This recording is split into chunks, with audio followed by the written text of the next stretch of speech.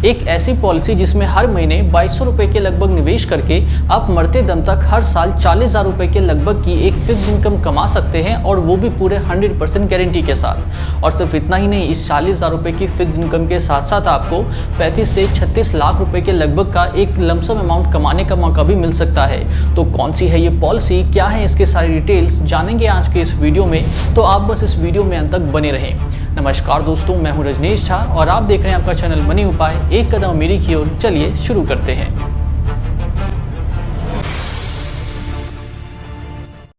तो सबसे पहले ये जान लेते हैं कि आज के इस वीडियो में हम किस पॉलिसी को डिस्कस करने वाले हैं। तो देखिए, आज के इस वीडियो में हम जिस पॉलिसी को डिस्कस करने वाले हैं वो पॉलिसी है LIC की जीवन उमंग, जिसका कि टेबल नंबर है 945।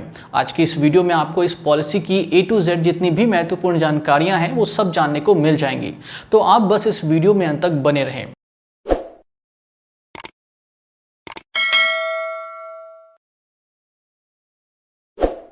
तो सबसे पहले इस पॉलिसी का जो एक बेसिक ओवरव्यू है तो उसके बारे में थोड़ा सा डिस्कशन कर लेते हैं, ताकि आपको एक रफ आइडिया मिल जाए कि ये पॉलिसी क्या है और ये किस तरह से काम करती है। ठीक है, तो देखिए, ये जो LIC की जीवन उमंग पॉलिसी है जिसका कि टेबल नंबर है 945, तो ये एक इंडिविजुअल नॉन लिंक्ड पार्टिसिपेटिंग और होल लाइफ इंश्योरेंस प्लान है।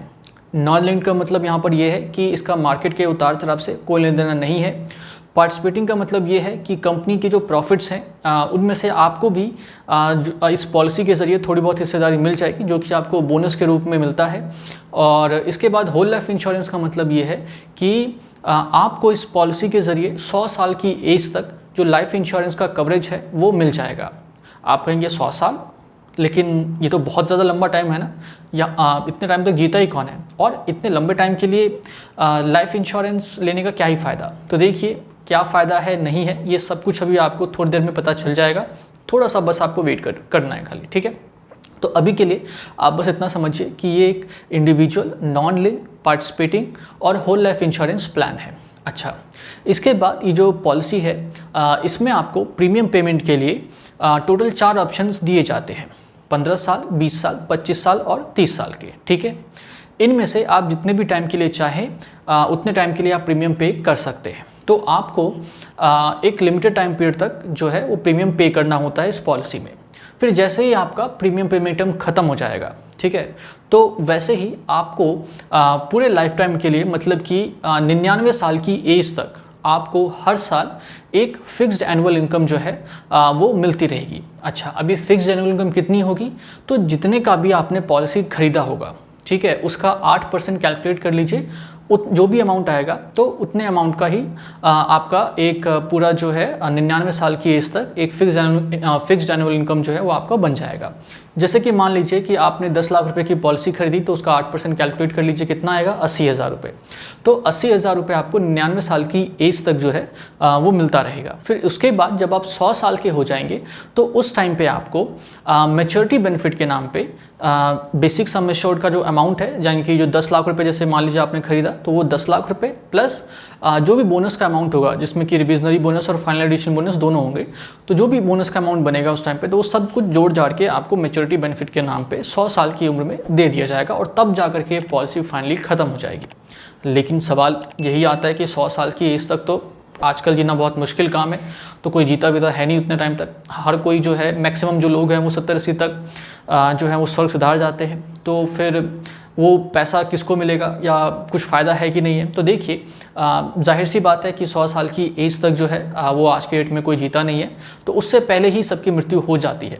तो अगर उससे पहले मृत्यु हो जाती है तो वही रकम जो है, मतलब बेसिक सम एश्योर्ड प्लस उस टाइम तक जितना भी बोनस का अमाउंट बनेगा, तो वो सब जोड़ जाड़ के आपके नॉमिनी को आपके बदले दे दिया जाएगा। यानी कि इस पॉलिसी का फ़ायदा ये है कि आप जब तक जीवित हैं तब तक आपको एक फिक्स्ड एनुअल इनकम मिलती रहेगी, और आपकी मृत्यु के बाद एक ठीक ठाक सा लमसम अमाउंट आपके परिवार वालों को भी मिल जाएगा। तो दोनों का इसमें थोड़ा बहुत फ़ायदा जो है वो हो जाता है, आपका भी और आपके परिवार का भी। तो मैं उम्मीद करता हूँ कि अब तक आप इस पॉलिसी का जो एक बेसिक स्ट्रक्चर है कि ये क्या है, ये किस तरह से काम करती है, तो ये काफ़ी अच्छे से समझ गए होंगे।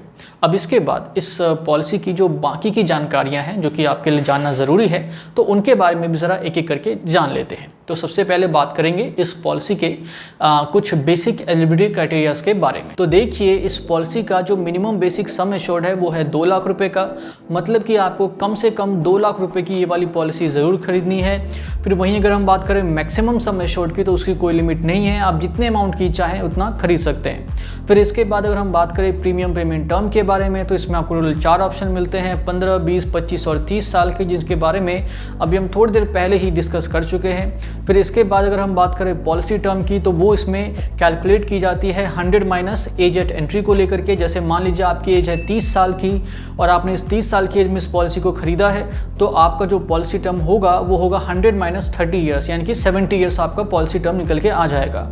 फिर इसके बाद मिनिमम एज की अगर मैं बात करूं, तो एक 90 दिन का जो बच्चा है जिसके 90 दिन कंप्लीट हो चुके हैं, तो उसके नाम पे भी इस पॉलिसी को खरीदा जा सकता है। और वहीं मैक्सिमम एज की अगर मैं बात करूं, तो वो है 55 वर्षों की, मतलब कि 55 वर्ष से ऊपर के जो व्यक्ति हैं वो इस पॉलिसी को नहीं खरीद सकते।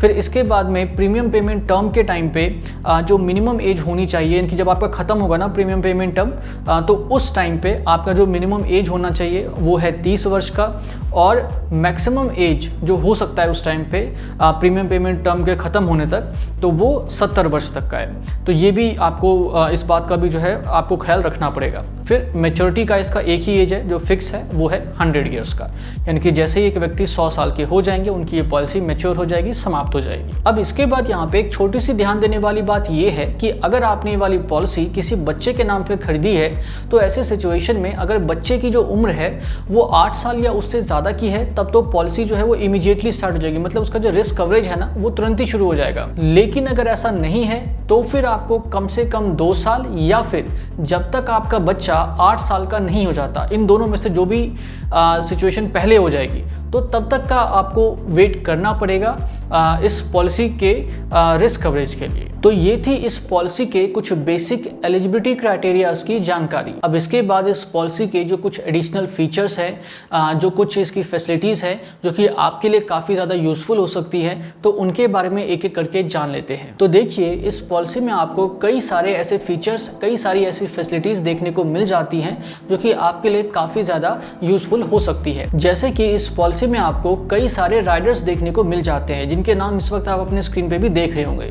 तो अगर आप इन राइडर्स को खरीदना चाहते हैं, तो आप इस पॉलिसी के साथ ही इन राइडर्स को भी खरीद सकते हैं, और ये राइडर्स काफ़ी ज़्यादा सस्ते होते हैं, काफ़ी ज़्यादा यूज़फुल होते हैं, तो इनको आप थोड़ा बहुत एक्स्ट्रा प्रीमियम पे करके खरीद सकते हैं। फिर इसके बाद अगर आप थोड़े ज़्यादा अमाउंट की पॉलिसी खरीदते हैं, तो फिर आपको प्रीमियम में थोड़ा बहुत जो डिस्काउंट है वो भी इसमें देखने को मिल जाता है। अब आपको कितने अमाउंट पे कितना डिस्काउंट मिलेगा, तो वो इस वक्त आप अपने स्क्रीन पे देख रहे होंगे। इस वीडियो को पॉज करके आप आराम से उसे पढ़ सकते हैं।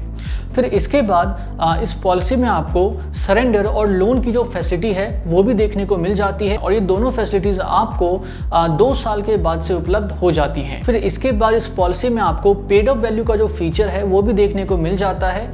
इसका फ़ायदा यहाँ पर आपको ये मिलता है कि अगर आपने 2 साल तक का प्रीमियम पे कर दिया है और उसके बाद किसी भी कारणवश अगर आप आगे का प्रीमियम पे नहीं कर पाते, पॉलिसी को कंटिन्यू नहीं कर पाते, तो 2 सालों तक आपने जितना भी प्रीमियम पे किया होगा उसी के हिसाब से जो आपका सम एश्योर्ड है वो एडजस्ट हो जाएगा, और आगे की जो आपकी पॉलिसी है वो फिर उसी के हिसाब से कंटिन्यू करेगी। फिर इसके बाद सभी लाइफ इंश्योरेंस पॉलिसीज़ की तरह इस पॉलिसी में भी आपको free look period, grace period और टैक्स बेनिफिट जैसे जो कई सारे फीचर्स होते हैं वो आपको देखने को मिल जाते हैं। अब यहाँ पे जो टैक्स बेनिफिट है ना, इसके बारे में थोड़ा बहुत डिस्कशन यहाँ पे करना चाहूँगा कि देखिए, वैसे तो जो डेथ बेनिफिट के नाम पे या फिर मैच्योरिटी बेनिफिट के नाम पे आपको जितना भी अमाउंट मिलेगा वो तो कम्प्लीटली टैक्स फ्री होता है सभी लाइफ इंश्योरेंस पॉलिसीज में, तो इसमें भी है।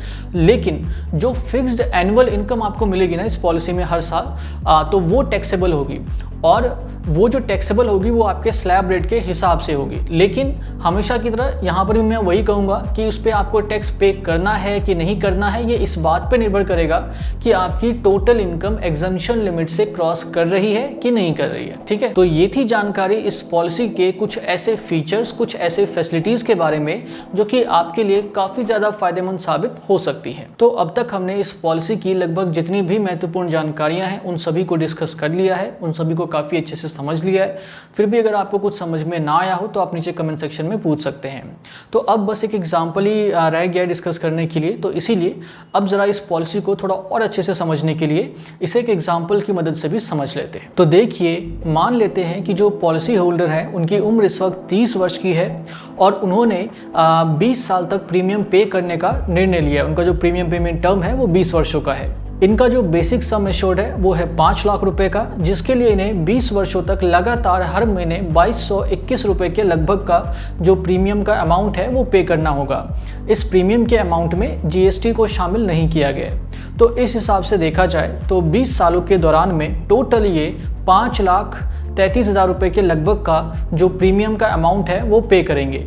फिर जैसे ही 20 साल पूरे हो जाएंगे, ये इनका जो प्रीमियम पेमेंट टर्म है वो ख़त्म हो जाएगा, तो उसके बाद से इमीडिएटली यानी कि इनके 50वें साल से लेकर इनके 99वें साल तक लगातार इनको हर साल 40,000 रुपये का, जो कि 8% है 5 लाख रुपए का, तो 40,000 रुपये की जो इनकम है वो इनको 99 साल की एज तक मिलती रहेगी।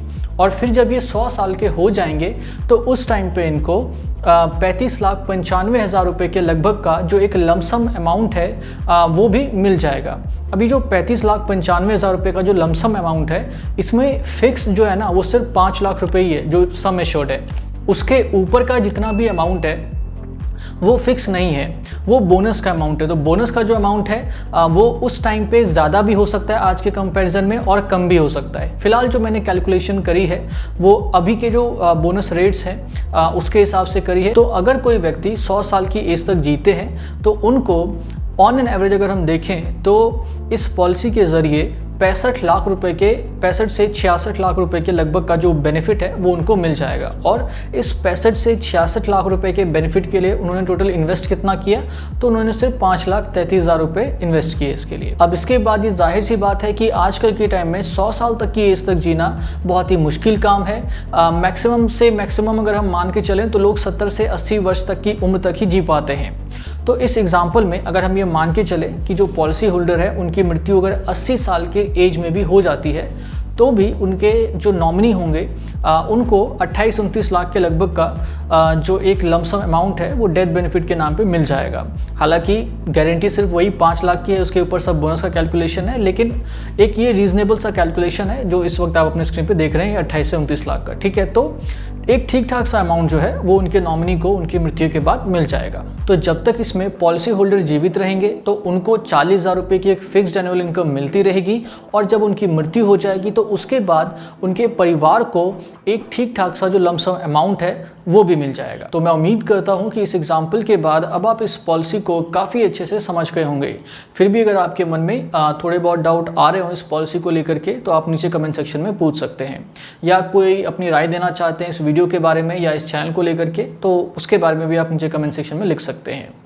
तो बस अब ये वीडियो जो है वो यहीं पे समाप्त होती है। अगर आपको ये वीडियो पसंद आई है तो इसे लाइक और शेयर ज़रूर करें। चैनल को सब्सक्राइब नहीं किया है तो वो भी करके रख लीजिए, और वो जो नोटिफिकेशन वाला जो बटन है ना उसे भी ज़रा दबा दीजिए, ताकि जब भी चैनल की वीडियो अपलोड हो तो उसका जो नोटिफिकेशन है वो आप तक टाइम से पहुँच जाए। तो आप सभी ने इस वीडियो को यहाँ तक देखा, इसके लिए आप सभी का बहुत बहुत धन्यवाद। नमस्ते।